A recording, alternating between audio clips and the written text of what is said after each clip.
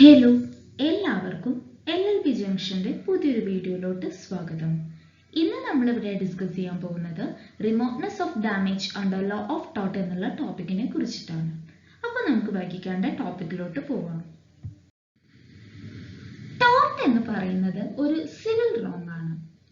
So ഏതെങ്കിലും ഒരു വ്യക്തി ഒരു ടോർഷ്യസ് ആക്ട് കമ്മിറ്റ് ചെയ്തു ആൻഡ് അതുവഴി മറ്റൊരു വ്യക്തിക്ക് ഏതെങ്കിലും രീതിയിലുള്ള നാശനഷ്ടങ്ങൾ ഉണ്ടായി കഴിഞ്ഞു വെച്ചാൽ ഈ നാശനഷ്ടത്തിന്റെ ബാധ്യത എന്തായാലും ആ ടോർഫീസറുടെ മുകളിൽ തന്നെയായിരിക്കും.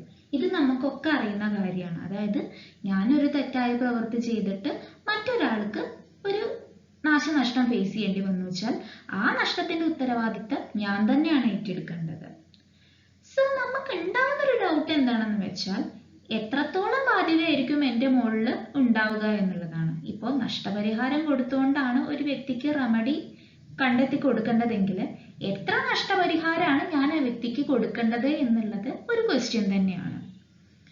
So an event constituting a wrong can constitute of single consequence or may constitute of consequences, that is series of acts or wrongs. ഇപ്പോൾ ഞാനൊരു റോങ്ഫുൾ ആക്ട് കമ്മിറ്റ് ചെയ്യുകയാണ് എന്നുണ്ടെങ്കിൽ ചിലപ്പോൾ അതൊരൊറ്റ അനന്തരഫലത്തിലോട്ട് മാത്രമായിരിക്കും റിസൾട്ട് ചെയ്യുന്നുണ്ടാവുക. അതല്ലെങ്കിൽ ഒരു അനന്തരഫലത്തിൽ അത് നിർത്തില്ല, നേരെ മറിച്ച് ഒരുപാട് കോൺസിക്വൻസസ് എൻ്റെ ഈ തെറ്റായ പ്രവൃത്തി മൂലം ഉണ്ടാവാൻ സാധ്യതയുണ്ട്. ഒരു എക്സാമ്പിൾ പറയാം. ഞാൻ ഓവർ സ്പീഡിൽ ഒരു വണ്ടി ഇത് ജസ്റ്റ് ഒരു എക്സാമ്പിൾ മാത്രമാണ്. ഞാനൊരു ഓവർ സ്പീഡിൽ ഒരു വണ്ടി ഓടിച്ചുകൊണ്ടിരിക്കുകയാണ്. റോഡ് കൂടെ ഒരാൾ നടന്നു പോവുകയാണ്. അയാളെ ഞാൻ ഇടിച്ചു. അയാൾ നിലത്ത് വീണ് അയാൾക്ക് പരിക്ക് പറ്റി. എൻ്റെ റോങ്ഫുൾ ആക്ട് മൂലം ഒരു കോൺസിക്വൻസ് അവിടെ നടന്നു. നേരെ മറിച്ച് എന്തുണ്ട്, ഞാൻ വണ്ടി ഓടിച്ചു പോവുമായിരുന്നു, സ്പീഡിൽ ഒരു കുട്ടിയെ ഇടിച്ചു. ഈ വാർത്ത കേട്ടിട്ട് കുട്ടിയുടെ അമ്മ ബോധം കെട്ട് വീണു. അച്ഛൻ അപ്പോഴേക്കും ഹാർട്ട് അറ്റാക്ക് വന്നിട്ട് മരിച്ചു. ഇവിടെ എന്താണ് ഉണ്ടായിട്ടുള്ളത്? കോൺസിക്വൻസസ് ഓഫ് കോൺസിക്വൻസസ് ആണ്. സോ അതാണ് ഞാൻ പറഞ്ഞിട്ടുള്ളത്. And even constituting a wrong can constitute of a single consequence. ചിലപ്പോൾ ഒരൊറ്റ അനന്തരഫലം ഉണ്ടാവുള്ളൂ. അതല്ലെങ്കിൽ may constitute of consequences, that is series of acts or wrongs. The damage may be proximate or might be remote or too remote. ഈ മറ്റു വ്യക്തിക്ക് ഉണ്ടാവുന്ന നാശനഷ്ടം എന്ന് പറയുന്നത് ചിലപ്പോൾ പ്രോക്സിമേറ്റ് ആയിരിക്കും. പ്രോക്സിമേറ്റ് എന്ന് പറഞ്ഞാൽ എന്താണ്? അടുത്തുള്ളത് എന്നാണ്. അതായത് എൻ്റെ ആക്ട് മൂലം ഡയറക്റ്റ് ആയി സംഭവിക്കുന്നതായിരിക്കാം. അതല്ലെങ്കിൽ എൻ്റെ വിദൂരമായിരിക്കാം, മൈറ്റ് ബി റിമോട്ട്. അതായത് ചിലപ്പോൾ എൻ്റെ ആക്ട് മൂലം ആണ് എൻ്റെ ആക്ടിന്റെ ഡയറക്റ്റ് ഇൻഫ്ലുവൻസ് മൂലം ആയിരിക്കില്ല അത് നടന്നിട്ടുണ്ടാവുക. ബട്ട് എന്നാലും എൻ്റെ ആക്ടുമായിട്ട് ചെറിയൊരു കണക്ഷൻ ഉണ്ടാവും. അതല്ലെങ്കിൽ ടൂ റിമോട്ട്, ഭയങ്കര ഡിസ്റ്റൻസ് ഉണ്ടാവും. ഇപ്പൊ നേരത്തെ ഇല്ലസ്ട്രേഷൻ വെച്ചിട്ട് തന്നെ ഞാൻ പറയണം, ആ കുട്ടിക്കുണ്ടായ ആക്സിഡന്റ്, അതായത് ഞാൻ ഓവർ സ്പീഡ് മൂലം വണ്ടി ഓടിച്ചു, ആ കുട്ടി തട്ടി വീണു, അത് പ്രോക്സിമേറ്റ് ആണ്. പക്ഷെ അമ്മയ്ക്ക് അപ്പോഴേക്കും ബോധം കെട്ട് വീണു, അച്ഛന് ഹാർട്ട് അറ്റാക്ക് വന്നു. ഇത് എന്നൊക്കെ പറയുന്നത് എന്താണ്? ഒന്നുകിൽ റിമോട്ടാണ് അല്ലെങ്കിൽ ടൂ റിമോട്ടാണ്. അതാണ് ഇവിടെ പറയുന്നത്. സോ നമ്മൾ പറഞ്ഞു വരുന്നത് എന്താണെന്ന് വെച്ചാൽ ഒരു വ്യക്തി ഉണ്ടാക്കുന്ന ഡാമേജ്, അതല്ലെങ്കിൽ ഒരു വ്യക്തി മറ്റൊരു വ്യക്തിക്ക് ഉണ്ടാക്കി കൊടുക്കുന്ന നാശനഷ്ടം പ്രോക്സിമേറ്റ് ആണെങ്കിൽ മാത്രമാണ് ആ ടോർട്ട് ഫീസർക്ക് ലയബിലിറ്റി ഉള്ളൂ. അതല്ലാണ്ട് റിമോട്ട് ആയിട്ട് കിടക്കുന്ന ആ ഒരു ഡാമേജിന്റെ മുകളിൽ ഈ വ്യക്തിക്ക് ലയബിലിറ്റി ഉണ്ടാവില്ല എന്നാണ് ഇവിടെ ചുരുക്കി പറയുന്നത്. സോ ഈ കുട്ടിയുടെ എക്സാമ്പിൾ തന്നെ എടുക്കുകയാണെന്നുണ്ടെങ്കിൽ ആ കുട്ടിയുടെ ഇഞ്ചുറിയുടെ മുകളിൽ അല്ലെങ്കിൽ കുട്ടിക്ക് ഉണ്ടായ ഡാമേജിന്റെ മുകളിൽ നമ്മുടെ ഡ്രൈവർക്ക് ലയബിലിറ്റി ഉണ്ട്. ബട്ട് അച്ഛൻ ഹാർട്ട് അറ്റാക്ക് വന്നതും അമ്മ ബോധം കെട്ട് വീണതിലും ഒന്നും നമ്മുടെ ഈ ടോർട്ട് ഫീസർ, അതായത് ഈ കുട്ടിയെ ഹിറ്റ് ചെയ്തിട്ടുള്ള വ്യക്തി ലയബിൾ അല്ല എന്നാണ് പറഞ്ഞു വരുന്നത്. ഇനി നമുക്ക് ഒരു ഇല്ലുസ്ട്രേഷൻ നോക്കാം. എ എന്നുള്ള ഒരു വ്യക്തി റോഡിലൂടെ വണ്ടി ഓടിച്ചുകൊണ്ട് പോവായിരുന്നു. അങ്ങനെ പോകുന്ന വഴിക്ക് ഫുട്പാത്ത് കൂടെ നടന്നു പോയിരുന്ന ഒരു പെൺകുട്ടീനെ ഈ വണ്ടി ഇടിക്കുകയാണ് ഉണ്ടായിട്ടുണ്ടായിരുന്നത്. വണ്ടി ഇടിച്ചതും പെൺകുട്ടി ഉരുണ്ടിട്ട് അതുകൂടെ പോയിരുന്ന ഒരു സൈക്കിളിന്റെ മുകളിലേക്ക് അങ്ങോട്ട് വീഴാണ് ഉണ്ടായിട്ടുണ്ടായിരുന്നത്. അതുവഴി പെൺകുട്ടിയുടെ വിരലൊടിഞ്ഞു. ഈ പെൺകുട്ടി വീണതും നമ്മുടെ സൈക്കിളുകാരന്റെ കൺട്രോള് പോയി.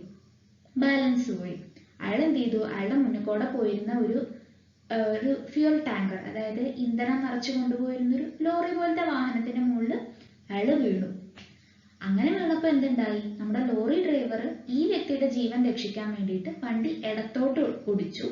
അങ്ങനെ ഇടത്തോട്ട് ഓടിച്ചതും ഈ വണ്ടി പോയിട്ട് ഒരു നദിക്കരയുടെ മതില് എന്നൊക്കെ നമുക്ക് പറയാം, അതിൽ പോയിട്ട് ഇടിച്ചിട്ട് ഈ ഫ്യൂൽ ടാങ്കും അതുപോലെ തന്നെ ഈ ഡ്രൈവറും കൂടി ആ നദിയിലോട്ട് വീഴാണ് ഉണ്ടായിട്ടുണ്ടായിരുന്നത്. സോ ഇത്രയും കാര്യം നിങ്ങൾക്ക് മനസ്സിലായെന്ന് ഞാൻ വിചാരിക്കുന്നു. സോ ഈ ഒരു കേസിൽ ഈ പെൺകുട്ടിയെ ഇടിച്ചത്, എ എന്നുള്ള ഒരു വ്യക്തി പെൺകുട്ടിയെ വാഹനം കൊണ്ട് ഇടിച്ചത് ഒരു ഡയറക്റ്റ് ഡാമേജ് ആയിട്ട് തന്നെ നമുക്ക് കണക്കാക്കാം. അതായത് ഈ വ്യക്തി ഇടിച്ചത് കാരണം തന്നെയാണ് ആ പെൺകുട്ടിക്ക് ഈ ഒരു നാശനഷ്ടം സംഭവിച്ചിട്ടുള്ളത്. സോ ഇവിടെ എന്ന് പറഞ്ഞു വെച്ചാൽ നമ്മുടെ എ എന്നുള്ള വ്യക്തിക്ക് ഈ പെൺകുട്ടിക്ക് ഉണ്ടായ ഡാമേജിന്റെ മുകളിൽ ലയബിലിറ്റി ഉണ്ട്. ബട്ട് ഈ ഇടിയേറ്റിട്ടുള്ള പെൺകുട്ടി കാരണമാണ് നമ്മുടെ സൈക്ലിസ്റ്റിന് നാശനഷ്ടം ഉണ്ടായിട്ടുണ്ടായിരുന്നത്. അതായത് എ എന്നുള്ള വ്യക്തി ചിലപ്പോൾ മനസ്സിൽ കൂടിയും വിചാരിച്ചിട്ടുണ്ടാവില്ല ഇയാൾ കാരണം ഇപ്പൊ ഈ സൈക്ലിസ്റ്റിന് ഇങ്ങനെ ഒരു പ്രശ്നം ഉണ്ടാവും എന്നുള്ളത്. അതായത് ഇവിടെ ഈ സൈക്കിൾ യാത്രികന് സംഭവിച്ചിട്ടുള്ള നാശനഷ്ടം എന്ന് പറയുന്നത് പെൺകുട്ടിയുടെ വീഴ്ച മൂലം ഉണ്ടായിട്ടുള്ള കാര്യമാണ്. ഈ ഒരു ഇൻസിഡന്റ് എന്ന് പറയുന്നത് നമ്മുടെ എ എന്നുള്ള വ്യക്തിനെ സംബന്ധിച്ചിടത്തോളം എ എന്നുള്ള വ്യക്തിയുടെ പ്രവർത്തനത്തിന് വിദൂരമായിട്ടാണ് നമ്മൾ കണക്കാക്കേണ്ടത്. അതായത് അത് റിമോട്ടാണ്. നമ്മുടെ എ എന്നുള്ള വ്യക്തിയുടെ ആക്ടിന്റെ ഡയറക്റ്റ് ഇമ്പാക്റ്റ് അല്ല ഇവിടെ നമ്മുടെ സൈക്ലിസ്റ്റിന് സംഭവിച്ചിട്ടുള്ളത്. But the damage caused to the truck driver and the loss of material is remote to the act of A and proximate to the act of the cyclist. ഇവിടെ എന്താണ് പറഞ്ഞിട്ടുള്ളത്, നമ്മുടെ ട്രക്ക് ഡ്രൈവർക്ക് സംഭവിച്ചിട്ടുള്ള നാശനഷ്ടത്തിനെയാണ് പറഞ്ഞിട്ടുള്ളത്. അതായത് ട്രക്ക് ഡ്രൈവർ വെള്ളത്തിലേക്ക് വീണു, അതുപോലെ തന്നെ അയാൾ ഏറ്റിക്കൊണ്ട് വന്നിട്ടുണ്ടായിരുന്ന, അതായത് അയാളുടെ ലോറിയിൽ നിറച്ചു കൊണ്ടുവന്നിട്ടുണ്ടായിരുന്ന ഇന്ധനം, ഇതിന്റെ നാശനഷ്ടം എന്ന് പറയുന്നത് എയുടെ ആക്ടിൽ നിന്ന് വിദൂരമായിരുന്നു ആൻഡ് അതുപോലെ തന്നെ സൈക്ലിസ്റ്റിന്റെ ആക്ടിൽ നിന്ന് പ്രോക്സിമേറ്റും ആണ്. അതായത് സൈക്ലിസ്റ്റിനെ സംബന്ധിച്ചിടത്തോളം അയാളുടെ ആക്ടിൽ നിന്ന് ഡയറക്റ്റ് ആയിട്ട് സംഭവിച്ചിട്ടുള്ള ലോസ് ആയിരുന്നു നമ്മുടെ ഈ ട്രക്ക് ഡ്രൈവർക്ക് സംഭവിച്ചിട്ടുണ്ടായിരുന്നത്. ആൻഡ് നമ്മളിവിടെ ശ്രദ്ധിക്കേണ്ട ഒരു കാര്യം എന്താണെന്ന് വെച്ചാൽ, it is to be noted that the accountability to negligence is made on the assumption that the person is aware of the fact that rash driving can lead to fatalities. So ഇവിടെ നമ്മൾ പറഞ്ഞു ഈ സൈക്ലിസ്റ്റിനെയാണ് ഇവിടെ നമ്മുടെ truck ഡ്രൈവർക്ക് ഉണ്ടായിട്ടുള്ള നഷ്ടത്തിന് നമ്മൾ liable ആക്കുന്നത്. കാരണം എന്താണ്, ഇവിടെ അയാൾ നെഗ്ലിജന്റ് ആണ് എന്നാണ് പറയുന്നത്. കാരണം ഓരോ ഡ്രൈവർക്കും അയാൾ വണ്ടി ഓടിക്കുന്ന സമയത്ത് ബോധ്യം ഉണ്ടായിരിക്കണം. അതായത് നമ്മൾ എപ്പോഴും ശ്രദ്ധാലുവായിരിക്കണം. നമ്മൾ റാഷ് ആൻഡ് നെഗ്ലിജന്റ്ലി ആണ് ഡ്രൈവ് ചെയ്യുന്നതെങ്കിൽ അത് മറ്റൊരു വ്യക്തിയുടെ മരണത്തിലോട്ട് വരെ നയിക്കാവുന്ന ഒരു കാര്യം തന്നെയാണ്. അതല്ലെങ്കിൽ നമ്മുടെ ജീവൻ തന്നെ അപകടത്തിലാക്കിയേക്കാവുന്ന ഒന്നാണ്. സോ നമ്മൾ നേരത്തെ പറഞ്ഞ പോലെ തന്നെ നമ്മുടെ അടുത്തുള്ള ഡാമേജസിനായിരിക്കും നമ്മൾ എപ്പോഴും ഉത്തരവാദിത്തം ഉണ്ടായിരിക്കുക. അതായത് നമുക്ക് പ്രോക്സിമേറ്റ് ആയിട്ടുള്ള കാര്യത്തിന്റെ മുകളിൽ മാത്രമായിരിക്കും നമുക്ക് ലയബിലിറ്റി ഉണ്ടാവുക. നമുക്കിനി ഒരു കേസിലോ നോക്കാം, സ്കോട്ട് വേഴ്സസ് ഷെപ്പേർഡ്.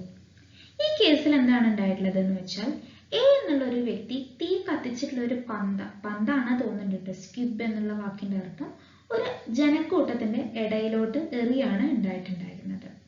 ആൻഡ് അത് ചെന്ന് വീണത് എക്സ് എന്നുള്ള വ്യക്തിയുടെ മേത്തോട്ടായിരുന്നു. ഈ എക്സിന് ഇഞ്ചുറി ഒന്നും ഉണ്ടാവാണ്ടിരിക്കാൻ എക്സ് എന്ത് ചെയ്തു, അതെടുത്തിട്ട് വേറൊരു സ്ഥലത്തേക്ക് എറിഞ്ഞു. അതെറിഞ്ഞതും അത് വൈന്റെ മേത്തേക്കാണ് വീണിട്ടുണ്ടായിരുന്നത്. വൈയും എന്ത് ചെയ്തു, തന്റെ ജീവൻ രക്ഷിക്കാൻ വേണ്ടിയിട്ട് അതെടുത്ത് വീണ്ടും എറിഞ്ഞു. ആൻഡ് അറ്റ് ലാസ്റ്റ് അത് വീണത് ബി എന്നുള്ള വ്യക്തിയുടെ മേത്തോട്ടായിരുന്നു. സോ അത് ബി എന്നുള്ള വ്യക്തിയുടെ മേത്ത് വീണത് മൂലം ബി എന്നുള്ള വ്യക്തിക്ക് അയാളുടെ ഒരു കണ്ണിന്റെ കാഴ്ച നഷ്ടപ്പെട്ടിട്ടുണ്ടായിരുന്നു. സോ ഈ കേസിൽ എ എന്നുള്ള വ്യക്തിയാണ് ബിക്ക് ഉണ്ടായ നഷ്ടത്തിന്റെ മുകളിൽ ലയബിലിറ്റി ഉണ്ടാവുക. അതായത് നമ്മൾ നോക്കുന്ന സമയത്ത് ഇവിടെ ഇപ്പൊ എക്സും വൈയും ഒരുപാട് ആൾക്കാർ ഇന്റർവെയിൻ ചെയ്തിട്ടുണ്ട്. ബട്ട് എങ്കിൽ പോലും ഇവിടെ എ എന്നുള്ള വ്യക്തിയുടെ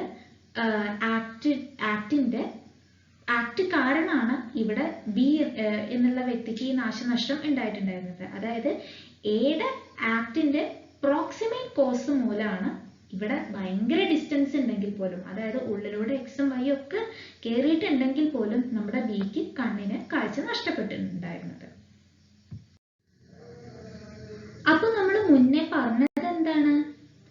ഒരു കാര്യത്തിന്റെ മുകളിൽ പ്രോക്സിമിറ്റി ഉണ്ടെങ്കിൽ മാത്രമാണ് ആ കാര്യത്തിന്റെ മുകളിൽ നമുക്ക് ലയബിലിറ്റി ഉണ്ടാവുകയുള്ളൂ എന്നുള്ളതാണ്. സോ നമ്മുടെ ഈ ആക്ട് പ്രോക്സിമേറ്റ് ആണോ അല്ലെങ്കിൽ റിമോട്ട് ആണോ എന്നുള്ളതൊക്കെ ടെസ്റ്റ് ചെയ്യുന്നത് രണ്ട് മെത്തേഡിലൂടെയാണ്. അതിൽ ഒന്ന് എന്ന് പറയുന്നത് the test of reasonable foresight ആണ്. ഇവിടെ എന്താണ് പറഞ്ഞിട്ടുള്ളത് എന്ന് വെച്ചാൽ, ഒരു റോങ്ഫുൾ ആക്ടിന്റെ ഭവിഷ്യത്തിനെ ഒരു കോമൺ മാന് മുൻകൂട്ടി മനസ്സിലാക്കാൻ കഴിയുന്നതാണ് എന്നുണ്ടെങ്കിൽ ആ ആക്ടിനെ നമ്മൾ എന്തായിട്ടാണ് കണക്കാക്കുന്നത്? നോട്ട് ടു റിമോട്ട് ആയിട്ടാണ് കണക്കാക്കുന്നത്. അതായത് വിദൂരതയിൽ ഉള്ളതല്ലാതെയാണ് കണക്കാക്കുന്നത്. അതായത് ഞാനൊരു സാധാരണക്കാരനാണ്, അതായത് അത്യാവശ്യം ബുദ്ധി വിവേകമുള്ള ഒരാളാണ്, ഒരു കോമൺ മാൻ ആണ് ഞാൻ.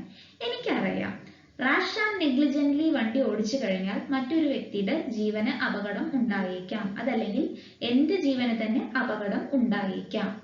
സോ ഞാൻ റാഷ് ആൻഡ് നെഗ്ലിജന്റ്ലി വണ്ടി ഓടിച്ചിട്ട് ഒരു വ്യക്തിയുടെ ജീവന് അപകടം ഉണ്ടായി കഴിഞ്ഞാൽ അതിന് ഞാൻ ഉത്തരവാദി തന്നെയാണ്. അതായത് ആ ഒരു റിസൾട്ടിനെ നമുക്ക് ഭയങ്കര വിദൂരതയിലുള്ള ഒന്നായിട്ട് കണക്കാക്കാൻ പറ്റില്ല. ഇപ്പൊ ഒരു കോമൺ മാന് പ്രെഡിക്റ്റ് ചെയ്യാൻ പറ്റാത്ത കോൺസിക്വൻസ് ആണ് ഉണ്ടാവുന്നതെങ്കിൽ അതിനെ നമ്മൾ റിമോട്ട് ആയിട്ടാണ് കണക്കാക്കുന്നത്. അതായത് വിദൂരതയിൽ ഉള്ള ഒന്നായിട്ടാണ് കണക്കാക്കുന്നത്. ഇപ്പോ നമ്മൾ നേരത്തെ തുടക്കത്തിൽ പറഞ്ഞ ഇല്ലസ്ട്രേഷൻ, ഞാൻ വണ്ടി കൊണ്ടുപോയിട്ട് ഒരു കുട്ടിയെ ഇടിച്ചു, ആ ഇടിച്ച വാർത്ത അറിഞ്ഞിട്ട് കുട്ടിയുടെ അമ്മ ബോധം കെട്ട് വീണു, അച്ഛന് ഹാർട്ട് അറ്റാക്ക് വന്ന് മരിച്ചു. ഈ അച്ഛന് ഹാർട്ട് അറ്റാക്ക് വന്ന് മരിക്കും എന്നുള്ളത് എനിക്ക് മുൻകൂട്ടി പ്രവചിക്കാൻ പറ്റുന്ന ഒന്നല്ല. സോ ഈ ടെസ്റ്റ് പ്രകാരം എന്താണ്? നോട്ട് ടു റിമോട്ട്, വിദൂരതയിൽ അല്ലാത്ത എല്ലാ റിസൾട്ടിനും ഒരു വ്യക്തി ലയബിൾ ആണ് എന്ന് തന്നെയാണ് ഇവിടെ പറയുന്നത്. അടുത്ത ടെസ്റ്റ് എന്ന് പറയുന്നത് ടെസ്റ്റ് ഓഫ് ഡയറക്ട്നെസ് ആണ്. ഈ ടെസ്റ്റിൽ എന്താണ് പറഞ്ഞിട്ടുള്ളത് എന്ന് വെച്ചാൽ, ഒരു വ്യക്തി ചെയ്തിട്ടുള്ള റോങ്ഫുൾ ആക്ടിന്റെ ഡയറക്റ്റ് റിസൾട്ടിന് അല്ലെങ്കിൽ ഡയറക്റ്റ് കോൺസിക്വൻസിന് ആ വ്യക്തി ലയബിൾ തന്നെ ആയിരിക്കും. ഇവിടെ അത് പ്രോക്സിമേറ്റ് ആണോ അതല്ലെങ്കിൽ അത് റിമോട്ടാണോ അതൊന്നും ഇവിടെ ബാധകമല്ല. ഞാനൊരു തെറ്റായ പ്രവൃത്തി ചെയ്തിട്ടുണ്ടെങ്കിൽ അതിന്റെ ഫലത്തിന് ഞാൻ ലയബിൾ ആണ്. ഇവിടെ നമ്മൾ എന്തായിട്ടാണ് കണക്കാക്കുന്നത്? ഇവിടെ ഈ ഒരു ടെസ്റ്റ് പ്രകാരം ഒരു റോങ്ഫുൾ ആക്ട് മൂലം സംഭവിച്ചിട്ടുള്ള കോൺസിക്വൻസിനെ എപ്പോഴും നമ്മൾ വിദൂരമല്ലാത്ത ഒരു കാര്യം തന്നെ ആയിട്ടാണ് കണക്കാക്കുന്നത്. ഇന്നത്തെ ഈ വീഡിയോ നിങ്ങൾക്ക് എഫക്റ്റീവ് ആയി തോന്നിയെങ്കിൽ വീഡിയോ ലൈക്ക് ചെയ്യാനും ഷെയർ ചെയ്യാനും മറക്കരുത്. അതുപോലെ ചാനൽ ഇതുവരെ സബ്സ്ക്രൈബ് ചെയ്യാത്തവർ ചാനൽ സബ്സ്ക്രൈബ് ചെയ്യാനും മറക്കരുത്. So thank you for watching the video.